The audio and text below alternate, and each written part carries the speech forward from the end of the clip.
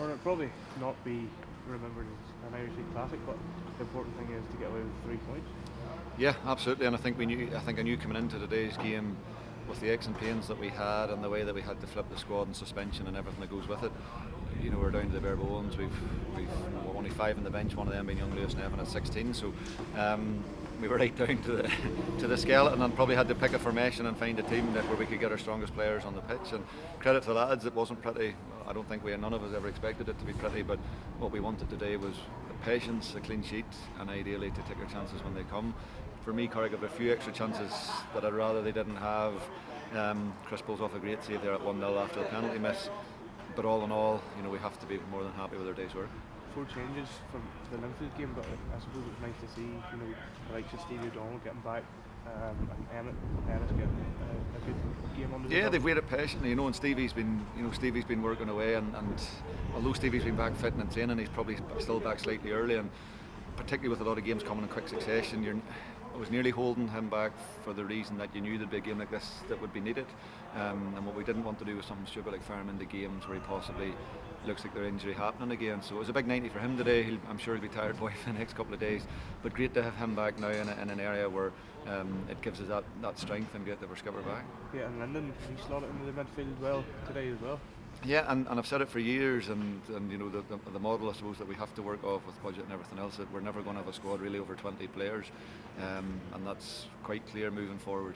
But what we do need in the squad is 2 things: a lot of quality, but we also need a lot of versatility as well. And without batting an eyelid, Lyndon goes in there and sits in front of the back four today and does a really good job, and a player who's weighed in with a few goals this season. So we need that all over the place, and I think that's the joy of Lyndon making his debut at 17 years of age and having 130 or 40 odd appearances behind him already, where he's more than apt and ready to go and do that. And I suppose Oran Kearney's second goal, he's making habits going here. Yeah, I think he's lining up there. He's wanting an interview straight after this, so I'm sure he'll tell you all about it.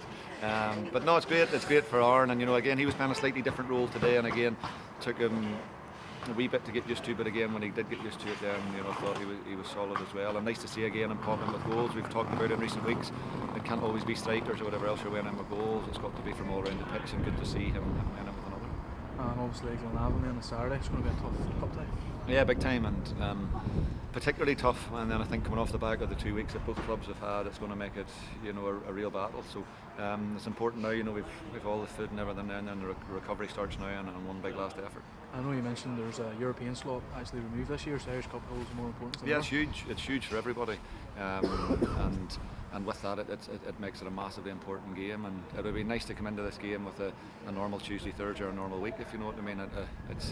I can accept the schedule over Christmas, but the way they've planted this game at the end of it, with coming off the back of a Wednesday game, is tough. But listen, it's the same for everybody, and we'll just have to get on with it. And obviously Stevie and James will be back from suspension. What about the injured lads in them? Yeah, we'll have to monitor them and see how it goes, and we're hoping that they're not. Well, obviously Jarvie will be a few months. He's in operation going through on Friday, and with Ben and that, we're hoping it's not as bad as first thought, but we'll just have to monitor. And the 1st of January, the window's open.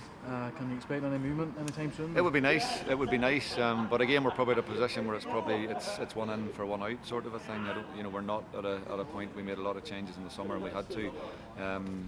There's a model that fits our club in relation to the budget and everything else that goes with it. So, we are at a point where probably we would be having to lose probably one to bring one in. Matthew Spat, I think he played in the previous round, hasn't he? He did, yeah. Well, his registration, I think his registration will come through today or whatever else. So he's already played in the round. He'll be ideally with us on Saturday, but not be able to play.